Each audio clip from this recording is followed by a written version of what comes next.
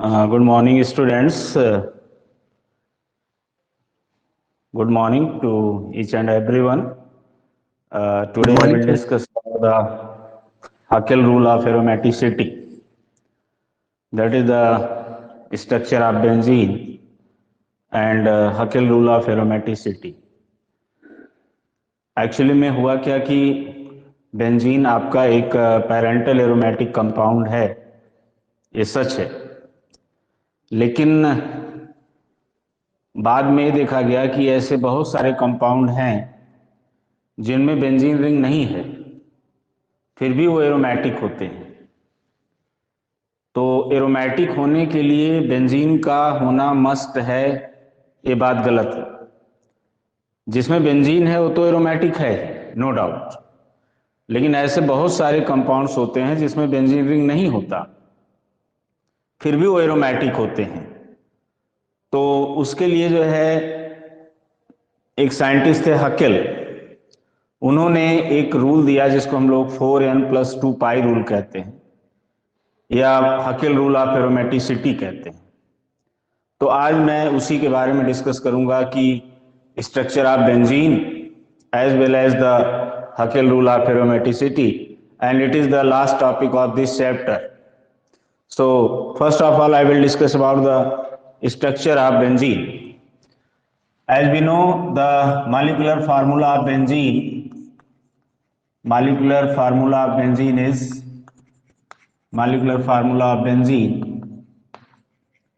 that is the C6H6. This is the molecular formula, and these 6 carbon atoms are linked together in a cyclic form, and on each carbon there is one hydrogen, and on each carbon there is one pi electron. There is a pi electron, so benzene has 6 pi electron, because you know carbon has the 4 valence electron. Out of 4, 3 are involved in the bonding, 2 are involved with the bonding with 2 other carbon atoms, 1 with hydrogen. So 4th electron is remaining over carbon, because you know carbon has the valence electron 4. तो हर carbon पे आपका 4 electron है, तो ये electron आपस में delocalise हो जाते हैं, आपस में बॉन्डिंग कर लेते हैं ऐसे। तो इसको हम लोग जो है डिलोकलाइज्ड पाई बॉन्ड कहते हैं। दरअसल इसमें होता ये है कि जैसे ये जो कार्बन है, हर कार्बन बेंजीन का sp2 हाइब्रिडाइज्ड होता है। तो यहाँ पर sp2 हाइब्रिडाइज होने से क्या होता है कि ये एक प्लानर फॉर्म में रहते हैं, क्योंकि sp2 हाइब्रिडाइजेशन का शेप क्या होता है, ट्राइगोनल प्लानर।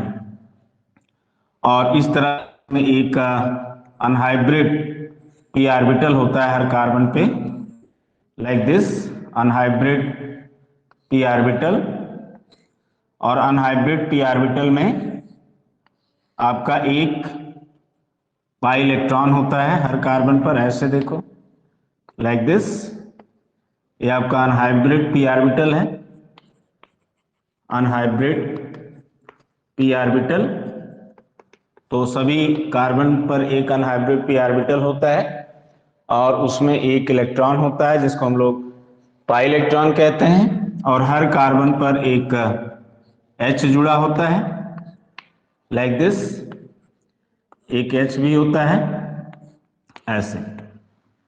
तो ये बेंजीन में हर कार्बन यहां पर देखो sp2 हाइब्रिडाइज है, क्योंकि sp2 हाइब्रिडाइज कार्बन कैसे होता है, इस तरह से ट्राइगोनल ऐसे प्लानर, और इसमें एक अनहाइब्रिड p ऑर्बिटल होता है लाइक दिस। ये होता है आपका sp2 हाइब्रिडाइज कार्बन। तो बेंजीन में हर कार्बन आपका sp2 हाइब्रिडाइज होता है, और इसलिए हर कार्बन ट्राइगोनल प्लानर शेप में होता है। तो इसको हम लोग क्या बोलते हैं, जैसे यहाँ पे ये ट्राइगोनल ऐसे, ये प्लानर शेप में हो गया, मतलब कार्बन और ये तीनों बांड एक प्लेन पर हैं। जैसे यहाँ कार्बन है और तीनों बांड एक प्लेन पर है, और अनहाइब्रिड p ऑर्बिटल उसके परपेंडिकुलर है। तो अनहाइब्रिड p ऑर्बिटल परपेंडिकुलर होता है और इसमें पाई इलेक्ट्रॉन होता है। ये आपका अनहाइब्रिड p ऑर्बिटल है। तो बेंजीन में हर कार्बन आपका sp2 हाइब्रिडाइज्ड होता है और हर कार्बन ट्राइगोनल प्लेनर शेप में होता है। अब ये जो ऑर्बिटल हैं अनहाइब्रिड ऑर्बिटल, ये साइड बाय साइड ऐसे ओवरलैपिंग करेंगे। जैसे एक अनहाइब्रिड ए है तो दूसरा अनहाइब्रिड ए, ये देखो लाइक दिस, ऐसे साइड बाय साइड ओवरलैपिंग करते हैं। तो यहां पर भी इलेक्ट्रॉन था एक, यहां पर भी इलेक्ट्रॉन था, तो ये दोनों इलेक्ट्रॉन ऐसे, जैसे यहां पर एक इलेक्ट्रॉन है और यहां पर एक इलेक्ट्रॉन है, ये देखो, तो ये दोनों इलेक्ट्रॉन यहां आ गए, ओवरलैप कर लिए, तो ऊपर नीचे मिला करके एक माना जाता है और इससे पाई बॉन्ड बनता है। दिस इज पाई बॉन्ड, और इसी को हम लोग साइड बाय साइड ओवरलैपिंग कहते हैं। और side by side overlapping, unhybrid P orbital के साइड बाय साइड ओवरलैपिंग से जो आपका बॉन्ड बनता है that is called the pi bond. तो यहां पर ये सभी एक दूसरे के साथ, इसके साथ सब एक दूसरे के साथ, मतलब ये इधर भी ओवरलैप करता है, इधर भी करता है, ये इधर भी ओवरलैप करेगा, ऐसे करेगा, ये भी करेगा, ये सब एक दूसरे से ओवरलैप करते हैं। ऐसे ऊपर वाले लोग और ऐसे नीचे वाले लोग, नीचे वाले लोग भी एक दूसरे से ऐसे ओवरलैप करते हैं लाइक दिस। तो एक ये जो पाई बॉन्ड देख रहे हो, इसमें क्या होता है कि जैसे मान लीजिए यहां पर आपके पास, मैं बेंजीन का ये स्ट्रक्चर बना रहा हूं, यहां पर मान लो सब जगह H है, ऐसे इस तरह से, और हर कार्बन पर एक पाई इलेक्ट्रॉन है लाइक दिस, हर कार्बन पर एक पाई इलेक्ट्रॉन है ऐसे। यहां पर भी देखो ऐसे शेप बना दूं, यहां पर H H H इस तरह से, हर कार्बन पर एक पाई इलेक्ट्रॉन है। अब यहां पर मान लो ये आपका कार्बन नंबर 1 ये 2 है, ये 3 4 5 6 7 4 5 6 कार्बन, 1 2 3 4 5 6। अब मान लो यहां पर आपका कार्बन नंबर 1 का पाई इलेक्ट्रॉन और कार्बन नंबर 2 का पाई इलेक्ट्रॉन ओवरलैप करके बॉन्ड बनाया, तो यहां पर 3 4 बनाएगा, फिर 5 6 बनाएगा, ऐसे कर सकता है। और नहीं तो जैसे यहां 1 2 बीच में है तो 1 6 में बना दें, तो 2 3 में बन जाएगा, तो 3 4 में।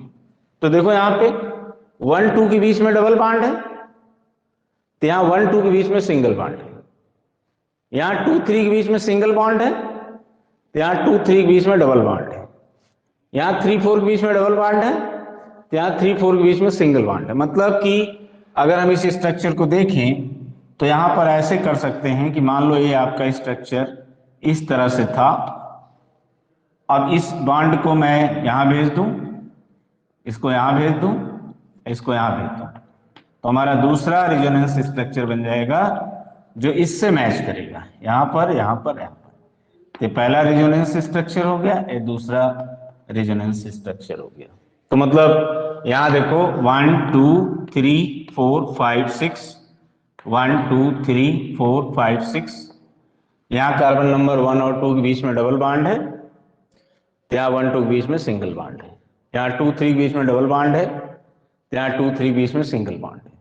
तो मतलब अगर हम इन दोनों स्ट्रक्चर को मिक्स कर दें, इन दोनों स्ट्रक्चर को मिक्स कर दें, तो हम लोग ये कह सकते हैं कि ये बॉन्ड 1 2 के बीच में बन सकता है, तो 1 6 के बीच में हो सकता है। मतलब ये इलेक्ट्रॉन इससे भी बॉन्ड बना सकता है, इससे भी बना सकता है, तो सब एक दूसरे के साथ बॉन्ड बना लेते हैं। तो इसी को हम लोग जो है डिलोकलाइज्ड पाई बॉन्ड कहते हैं, कि मतलब हर जगह डबल है, हर जगह सिंगल है। मतलब यहाँ डबल है, यहाँ सिंगल है, तो अगर हम मान लें कि यहाँ डबल है तो यहाँ सिंगल है, तो मतलब हर जगह डबल, हर जगह सिंगल है, तो हम इसी बॉन्ड को इधर भी बना सकते हैं, इधर भी बना सकते हैं। इधर बना दिए ते दिखने लगा, इधर बना दिए ते दिखने लगा, तो फिर इसका मतलब दोनों तरफ बना सकते हैं।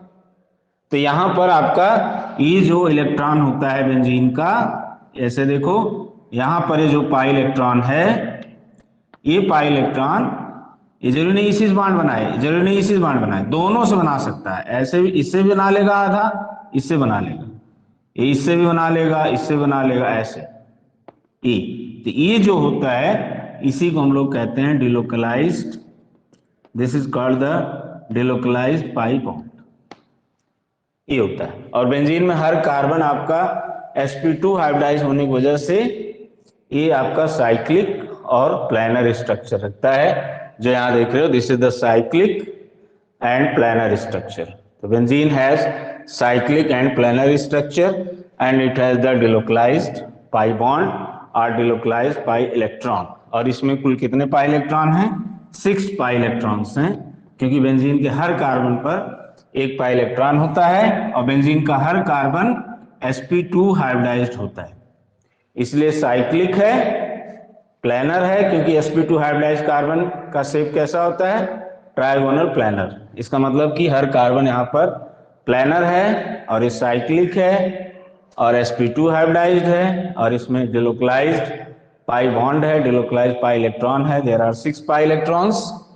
तो ये आपका बेंजीन का स्ट्रक्चर होता है।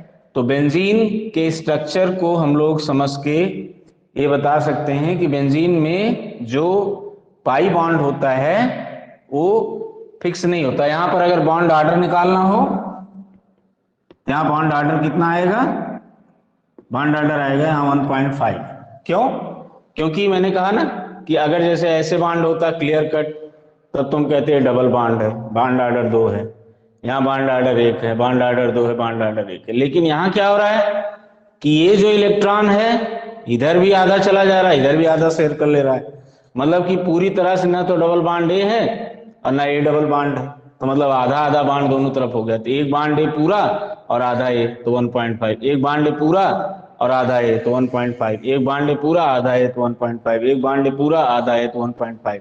तो बेंजीन में हर दो कार्बन के बीच में ना तो क्लियर कट डबल बॉन्ड है कि हम कहते हैं बॉन्ड ऑर्डर 2 है, और ना क्लियर कट सिंगल बॉन्ड है कि हम कहते हैं बॉन्ड ऑर्डर 1 है, बल्कि बेंजीन के दो कार्बन में आपका 0.5 डबल पाई बॉन्ड बना हुआ है, आधा इधर आधा इधर। तो एक जो इलेक्ट्रॉन होता है, मैं यहां पर क्या समझाना चाह रहा हूं, इसको ऐसे समझो कि जैसे यहां देखो ये इलेक्ट्रॉन है, ये इलेक्ट्रॉन है, ये इलेक्ट्रॉन है। तो अगर ये क्लियर कट ऐसे बॉन्ड बना लेता ऐसे, तब तुम कहते डबल बॉन्ड है, और अगर क्लियर कट ऐसे बॉन्ड बना लेता तब भी हम कहते हैं डबल बॉन्ड है।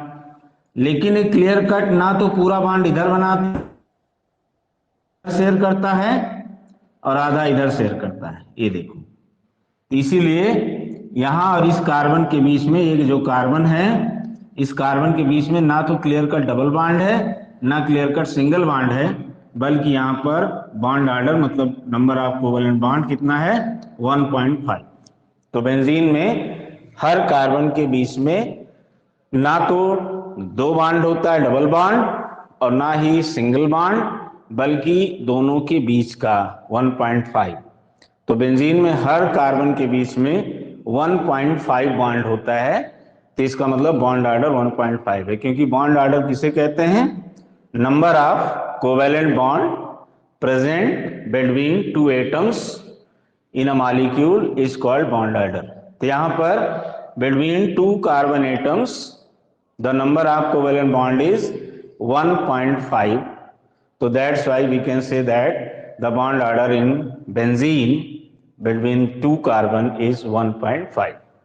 तो बॉन्ड ऑर्डर का मतलब होता है कोवेलेंट बॉन्ड। तो इस तरह से आपने देखा कि बेंजीन में ना तो क्लियर कट डबल बॉन्ड होता है ना क्लियर कट सिंगल बॉन्ड होता है, बेंजीन का हर कार्बन एक समान होता है, बेंजीन में हर हाइड्रोजन एक समान होता है, बेंजीन का हर कार्बन sp2 हाइब्रिडाइज्ड होता है, इसका स्ट्रक्चर साइक्लिक और प्लानर होता है, sp2 हाइब्रिडाइज होने की वजह से साइक्लिक ट्राइगोनल प्लानर होता है। और बेंजीन में जो 6 पाई इलेक्ट्रॉन होते हैं वो एक क्लाउड के रूप में इस तरह से ऐसे बॉन्डिंग करते हैं, ना कि क्लियर कट यहां बना ले ये छोड़ दे, ये बना ले ये छोड़ दे, ये बना ले, ऐसे नहीं रहते। वो इधर भी बॉन्डिंग करते हैं, इधर भी बॉन्डिंग करते हैं, मतलब सब एक दूसरे के साथ, जैसे यहां देख रहे हो इसी के साथ एक और आ जाएगा तो इधर भी शेयरिंग ऐसे हो जाएगी, ये देखो ऐसे बन जाएगा। इसी के साथ एक और आ जाएगा तो इससे भी शेयरिंग हो जाएगी, तो ये बन जाएगा। तो देख रहे हो, मतलब सब एक दूसरे के साथ ऐसे बांड बना लेते हैं। तो मतलब वहां पे नहीं कह सकते कि नहीं बस ये इसके साथ बांड बनाएगा या इसके साथ, ये इसके साथ भी बनाएगा इसके साथ भी, जैसे इसके साथ भी ओवरलैप कर रहा है इसके साथ भी, तो वो दोनों तरफ ओवरलैप करते हैं, जिसकी वजह से जो पाई इलेक्ट्रॉन होता है वो एक पर्टिकुलर पॉइंट पर कंसंट्रेट नहीं होता, एक पर्टिकुलर पॉइंट पर वो फिक्स नहीं रहता, बल्कि दोनों तरफ वो फैला रहता है, दोनों तरफ वो बाउंडेड रहता है, आधा इधर आधा इधर। तो ना तो इधर पूरा बांड बनाएगा ना इधर पूरा बांड बनाएगा, पाई इलेक्ट्रॉन दोनों तरफ बांड बना लेता है। इसलिए पूरे रिंग में कार्बन की जो पाई इलेक्ट्रॉन होता है वो डिलोकलाइज हो जाता है, इसलिए हम लोग उसको डिलोकलाइज पाई बॉन्ड कहते हैं। तो ये था बेंजीन का स्ट्रक्चर। और हम लोग जानते हैं कि बेंजीन आपका एक एरोमेटिक कंपाउंड है, पेरेंटल एरोमेटिक कंपाउंड है, लेकिन हमको ये भी समझना है कि बेंजीन ही एरोमेटिक है या जिसमें बेंजीन है वो केवल एरोमेटिक है, तो गलत है। ऐसे भी बहुत सारे कंपाउंड्स हैं जिनमें बेंजीन रिंग नहीं होता फिर भी वो एरोमेटिक होते हैं। तो इसी को हम लोग कहते हैं रूल ऑफ एरोमेटिसिटी या हकेल रूल ऑफ एरोमेटिसिटी, या उसको हम लोग 4n+2 पाई रूल भी कहते हैं, जिससे हम लोग ये पता कर लेते हैं कि कोई कंपाउंड हमारा एरोमेटिक है कि नहीं है। तो उसके लिए सिर्फ हमको ये देखना होता है कि जो उस रूल को फॉलो करेगा वो एरोमेटिक होगा, जो उस रूल को फॉलो नहीं करेगा वो एरोमेटिक नहीं होगा। तो जैसे यहाँ पर हमारे पास है Hückel rule of aromaticity, Hückel rule of aromaticity, aromaticity, और या इसको हम लोग जो है 4n+2 पाई रूल कहते हैं। 4n+2 पाई रूल, जो इस रूल को फॉलो करेगा, जो उस रूल को फॉलो करेगा वो एरोमेटिक कहलाएगा, भले उसमें बेंजीन हो या ना हो। और जो इस रूल को फॉलो नहीं करेगा वो नॉन एरोमेटिक कहलाएगा। तो एरोमेटिक होने के लिए आपके पास जो है बेंजीन रिंग है तब तो कंपाउंड एरोमेटिक है, लेकिन आपके पास बेंजीन नहीं है फिर भी आपका कंपाउंड एरोमेटिक हो सकता है अगर वो 4n+2 पाई रूल को फॉलो कर रहा है। तो 4n+2 पाई रूल क्या होता है? तो इसमें पहला पॉइंट है रूल का, पहला पॉइंट है कि compound should be closed, cyclic and planner.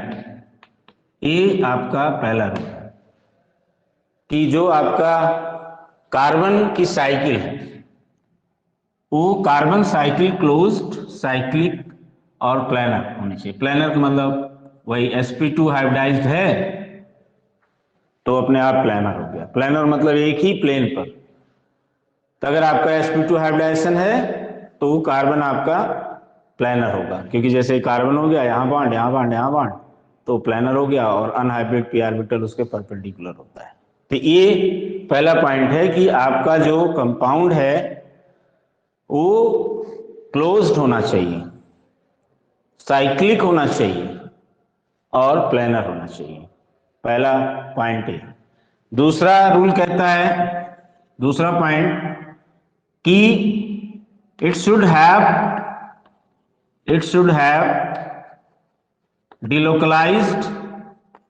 delocalized pi bond or pi electrons। इसमें डिलोकलाइज पाई बॉन्ड या डिलोकलाइज पाई इलेक्ट्रॉन होना चाहिए। और तीसरा कि इट शुड हैव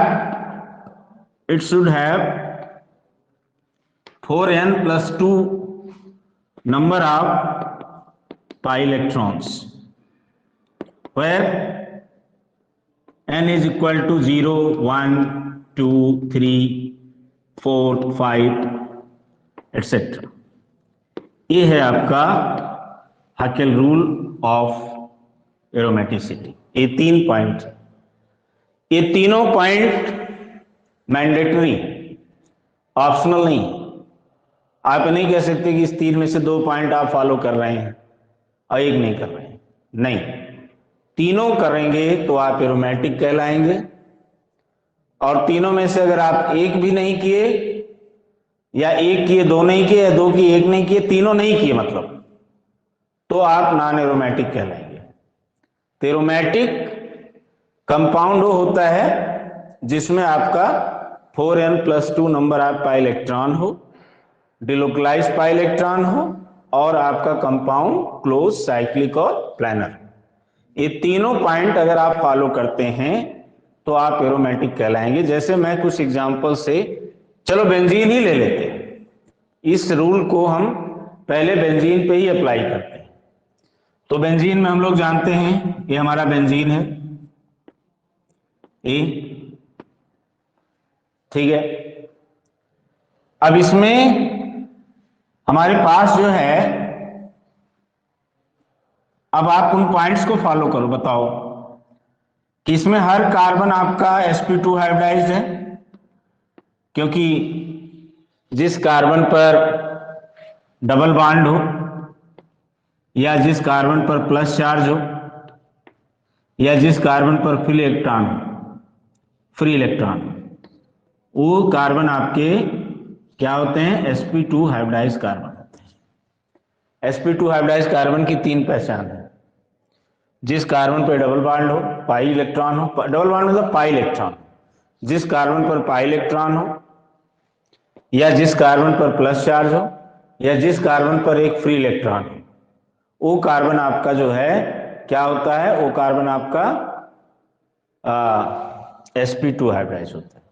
तो बेंजीन में तो हर कार्बन पर पाई इलेक्ट्रॉन है, जिस कार्बन पर एक पाई इलेक्ट्रॉन हो वो sp2 हाइब्रिडाइज्ड, जिस कार्बन पे 2 पाई इलेक्ट्रॉन हो वो sp हाइब्रिडाइज्ड, और जिस कार्बन पर एक भी पाई इलेक्ट्रॉन ना हो वो sp3 हाइब्रिडाइज्ड।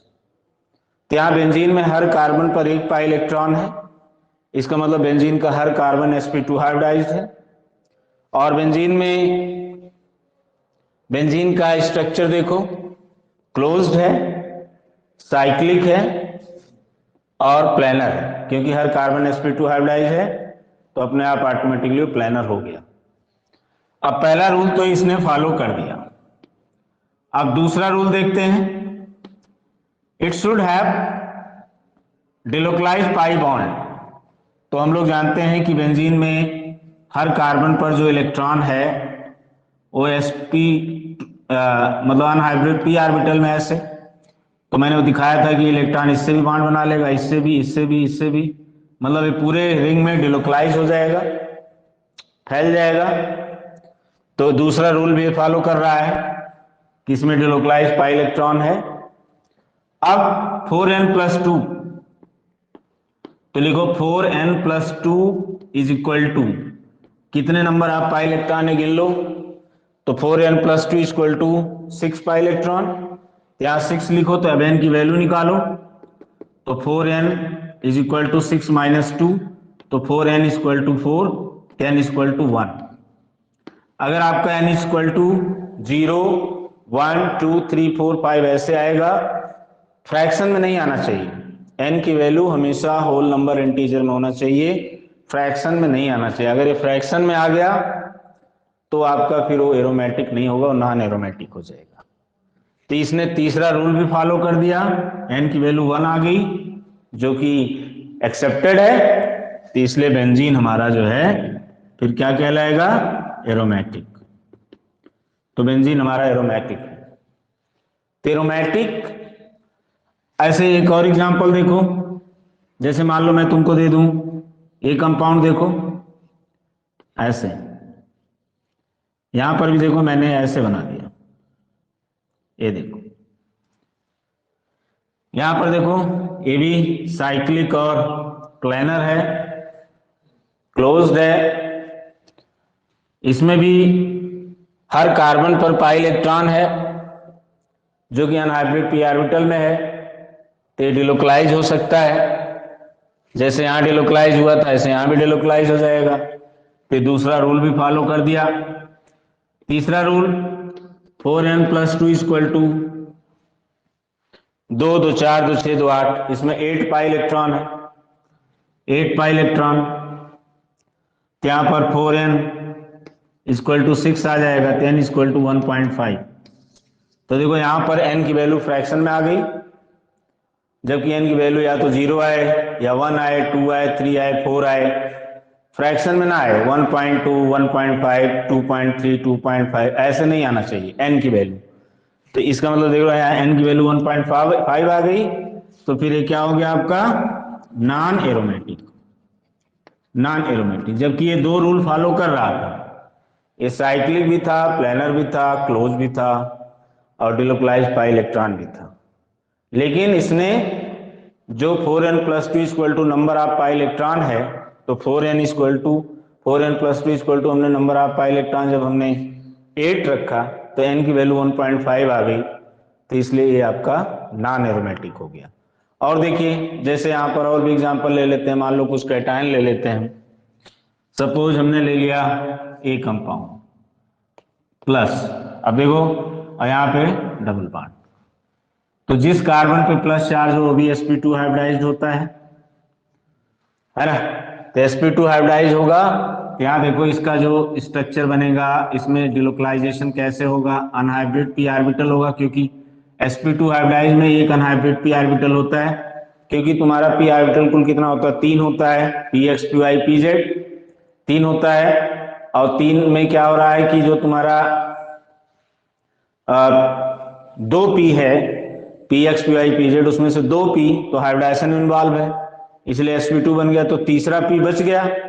तो जो तीसरा p बच गया वो हाइब्रिडाइजेशन में नहीं है, तो इसलिए हम लोग उसको क्या कहते हैं, अनहाइब्रिड p ऑर्बिटल। तो जैसे यहाँ पर ये अनहाइब्रिड p ऑर्बिटल में ये देखो, ये आपका अनहाइब्रिड p ऑर्बिटल में यहाँ पर पाई इलेक्ट्रॉन है, यहाँ है, इसमें पाई इलेक्ट्रॉन नहीं है लेकिन इसमें प्लस चार्ज है। तो भले इसमें पाई इलेक्ट्रॉन ना हो, ये इसके साथ भी शेयर कर लेगा, इसके साथ भी शेयर कर लेगा और ये आपस में भी शेयर कर लेगा। मतलब यहाँ पर भी आपका डिलोकलाइज्ड पाई बॉन्ड हो जाएगा। शेयर कर लेगा मतलब कैसे, इसको मैं कैसे बताना चाह रहा हूं। जैसे देखो मान लो 3 दोस्त हैं, तीनों दोस्त रोज टिफिन लाते हैं और रिसेस में बैठ के तीनों लोग अपना आपस में मिलके बांट के खाते हैं, यही है डिलोकलाइजेशन। एक होता है कि हम अपना लाए हम अपना खा लें, तुम अपना लाओ तुम अपना खा लो, अपना लाए अपना खा लें। लेकिन तीनों दोस्त तीन टिफिन लाते हैं और वो सब एक दूसरे को अपना वो देते हैं, उनसे कुछ वो लेता, उनको देता, उनसे कुछ लेता, उनको देता, उनसे कुछ लेता है, मतलब वो पूरा चीज सबके पास पहुंच जाता है। हम भले एक चीज लाए हों लेकिन वो बाकी सभी दोस्तों के पास पहुंच गई, या वो जो चीज लाया था वो सब में बढ़ गई, वो जो चीज लाया था वो सब में बढ़ गई। This is called delocalisation. This is called delocalisation कि 3 दोस्त अपना 3 टिफिन लाए थे लेकिन सब एक दूसरे को थोड़ा थोड़ा अपना अपना दिए, सबको सबसे लिए सबको दिए, तो पूरी जगह फैल गया। लाए थे कि नहीं, लेकिन वो चीज 3 जगह फैल गई। वो लाए थे लेकिन फैल गया तीनों जगह, वो लाए थे लेकिन फैल गया तीनों जगह। तो दिस इज कॉल्ड डिलोकलाइजेशन। अब मान लो कि एक दिन जो है तीनों दोस्त में से 2 दोस्त टिफिन लाए और तीसरा नहीं लाया, तो भूखा रह जाएगा, उसको कुछ नहीं दोगे ना। तो वहां पर भी कुछ तुमने दे दिया कुछ उसने दे दिया और वो फिर से वही बात हो गई। तो मतलब वो तीसरा जो दोस्त था तुम्हारा, वो टिफिन नहीं लाया था, फिर भी उसने टिफिन किया, क्योंकि वो चीजें बट गई फिर से। तो जब लाते थे सभी तब भी सारा चीज सबको मिलता था बट के, और जब नहीं एक जने लाए तो भी मिला उसको। तो वही चीज यहां हो रहा है कि एक कार्बन पर प्लस चार्ज है, इसका मतलब उसके पास पाई इलेक्ट्रॉन नहीं है, लेकिन बाकी दोनों जने के पास पाई इलेक्ट्रॉन है, तो वह उसके साथ शेयर कर ले रहा है, उसके साथ ऐसे शेयर कर ले रहा है और वो डिलोकलाइज हो जा रहा है। जैसे मैंने बताया कि आपका 2 दोस्त टिफिन लाए और तीसरा नहीं लाया, तो आपने सबने मिल बांट के फिर भी खाया, तो this is called delocalisation of tiffin. तो जैसे डिलोकलाइजेशन ऑफ टिफिन होता है वैसे आपका डिलोकलाइजेशन ऑफ पाई इलेक्ट्रॉन होता है। सबको मिल बांट के खाना है, सबके पास सब कुछ रहेगा। जैसे नेता लोग करते हैं ना, नेता लोग करते हैं ना, सब मिल बांट के खाते हैं। कोई किसी पार्टी का हो, कोई किसी पार्टी का हो, कोई किसी पार्टी का, उनको पार्टी मतलब नहीं है। चुनाव के पहले सब एक दूसरे को ऐसे दिखाएंगे कि उनके कट्टर दुश्मन है, उनके कट्टर दुश्मन है, उनके कट्टर दुश्मन है। लेकिन चुनाव के बाद जब जीत जाएंगे तो मिल बांट के खाते हैं, वो कोई किसी पार्टी का हो, क्योंकि उनको पता है आज उनकी सरकार है, कल उनकी सरकार आएगी, परसों उनकी सरकार आएगी, तो दुश्मनी नहीं लेते। हम लोग लगता है अरे उनके कट्टर दुश्मन है, उनके कट्टर दुश्मन है, वो तो एकदम घोर विरोधी है। वो सब आपको दिखता है, बाकी अंदर अंदर सारा खेल हो जाता है, सब खाते पीते हैं, मौज करते हैं। तो वही है delocalisation, that is called delocalisation. तो जैसे मैंने तुमको दो एग्जांपल्स बताया कि डिलोकलाइजेशन का मतलब क्या होता है। डिलोकलाइजेशन का मतलब होता है कि हर चीज को मिल बांट के सब में बांट देना, सबके पास सब कुछ रहे। और एक होता है लोकलाइजेशन कि वो पर्टिकुलर आपके पास है। जैसे मैंने कहा ना कि आपके तीन दोस्त हैं, तीनों टिफिन लाते हैं, एक ने मैगी लाया, एक ने आलू का पराठा लाया, एक ने पूरी सब्जी लाई, है ना। अगर सब अपना अपना खा लेंगे तो हो गया लोकलाइज्ड।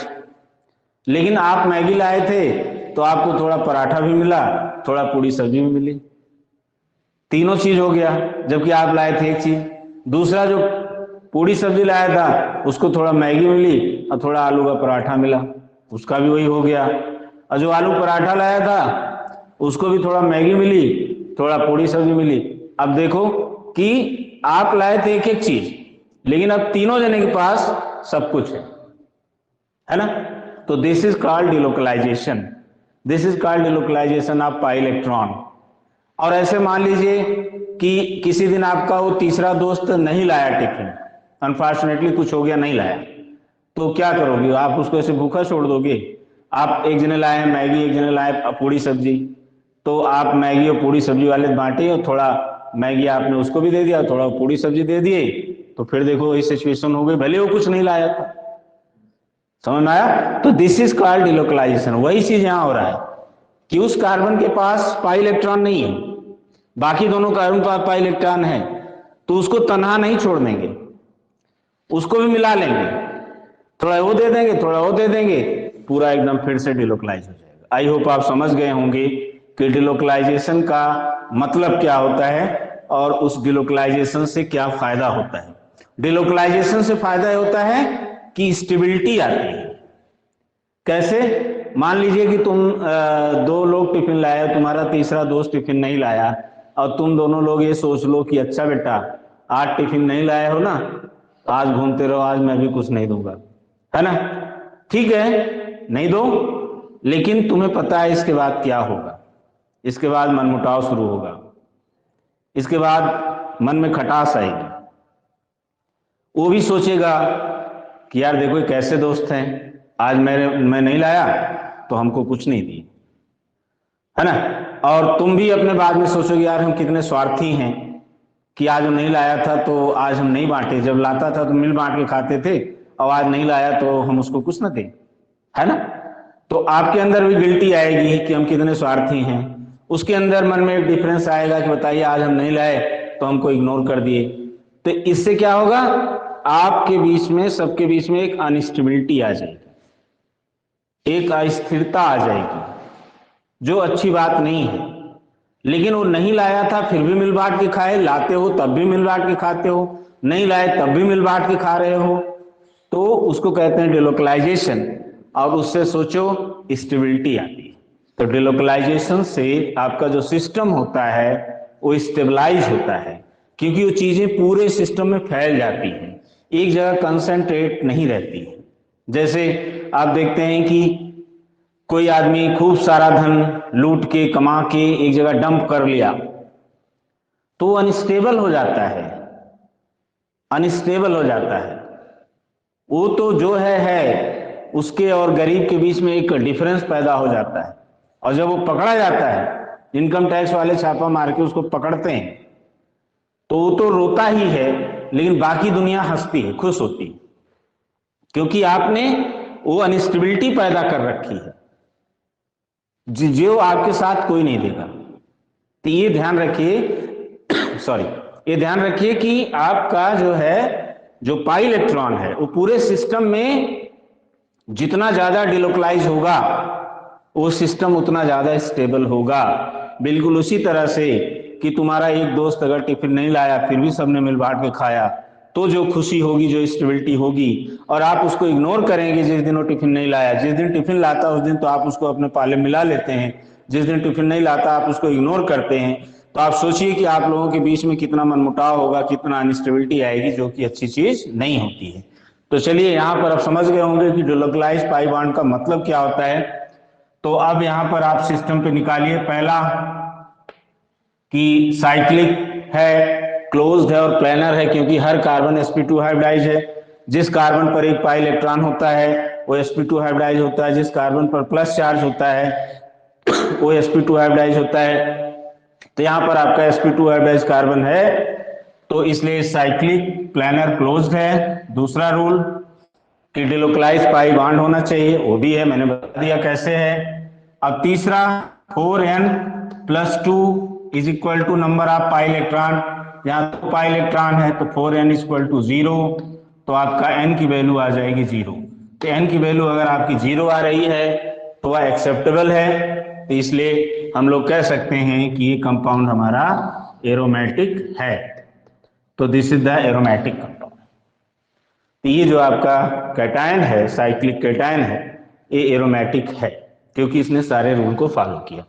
और एक एग्जांपल देखो, जैसे मान लो हम ऐसे दे दें, ये देखिए यहां पर भी वही कहानी है जैसे ऊपर वाला है, सेम टू सेम, कि ये sp2 हाइब्रिडाइज है, इसके पास इलेक्ट्रॉन नहीं है, लेकिन इनके पास इलेक्ट्रॉन है, तो सब शेयर कर लेंगे मिल बांट के। समझ रहे हो, डिलोकलाइज हो जाएंगे, कोई प्रॉब्लम नहीं है ना, समझ रहे हो। तो पहला साइक्लिक है, प्लेनर है, क्लोज्ड है। दूसरा डिलोकलाइज हो जाएगा जैसे ऊपर मैंने समझाया था। तीसरा, अब n की वैल्यू निकाल लो, तो 4n+2 is equal to 6 pi electron.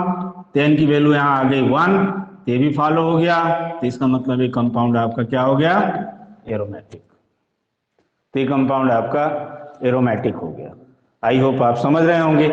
एक और एग्जांपल लेते हैं, ये देखो, ये देखो, अब यहां पर हमने माइनस कर दिया, अब मामला यहीं से गड़बड़ हो गया। जब आप माइनस कर देंगे तो ये कार्बन sp3 हाइब्रिडाइज्ड हो जाएगा, और sp3 हाइब्रिडाइज्ड कार्बन प्लेनर नहीं होता, टेट्राहेड्रल होता है। तो इसका मतलब कि ये साइक्लिक भी है, क्लोज्ड भी है, लेकिन प्लेनर नहीं है, क्योंकि प्लेनर के लिए हर कार्बन का sp2 हाइब्रिडाइज होना मस्ट है। और यहां जिस कार्बन पर निगेटिव चार्ज आ गया, जिस कार्बन पर निगेटिव चार्ज होता है, या जो कार्बन केवल सिंगल बॉन्डेड होता है, या जिस कार्बन पर निगेटिव चार्ज होता है, वो sp3 हाइब्रिडाइज होता है। sp3 हाइब्रिडाइज कार्बन की दो पहचान है कि कार्बन के चारों ओर सिंगल बॉन्ड हो, मतलब no pi bond, no pi electron, और दूसरा या तो उस पर एक निगेटिव चार्ज हो। तो यहां पर हमने जब निगेटिव चार्ज कर दिया तो ये कार्बन हमारा sp3 हाइब्रिडाइज हो गया, और ये अब आपका साइक्लिक है, क्लोज है, लेकिन प्लेनर नहीं है। तो पहला रूल फॉलो नहीं हो रहा है। दूसरा, डिलोकलाइज, जब ये sp3 हाइब्रिडाइज हो गया तब यहाँ पे अनहाइब्रिड p ऑर्बिटल ही नहीं है, क्योंकि p के तीनों ऑर्बिटल इन्वॉल्व हो गए। वहां देखो sp2 था तो 2p इन्वॉल्व होता था, तीसरा p अनहाइब्रिड रह जाता था। यहाँ sp3 है तो मतलब तीनों p इन्वॉल्व हो गया, तब कोई p ऑर्बिटल बचा ही नहीं, मतलब इसके पास अनहाइब्रिड p ऑर्बिटल ही नहीं है कि वो डिलोकलाइजेशन कर सके, है ना। तो उस सिचुएशन में क्या होगा कि यहाँ पर जो सेकंड रूल है डिलोकलाइज, वो भी नहीं फॉलो हो रहा है, और तीसरा जो है फॉलो हो रहा है। तीसरा निकाल लो, तो 4n+2 इक्वल टू, यहाँ 6 पाई इलेक्ट्रॉन है, क्योंकि 3 पाई बॉन्ड है तो 6 पाई इलेक्ट्रॉन, एक पाई बॉन्ड में 2 इलेक्ट्रॉन, तो 2 3 जा 6 पाई इलेक्ट्रॉन। यहाँ n की वैल्यू क्या आ जाएगी 1।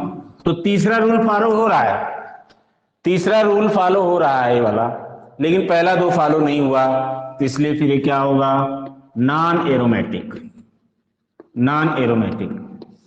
तो मैंने 1 2 3 4 5 एग्जाम्पल लेके मैंने समझाने की कोशिश किया कि कैसे तुम्हें पता लगेगा कि एरोमेटिक है, कि नॉन एरोमेटिक है।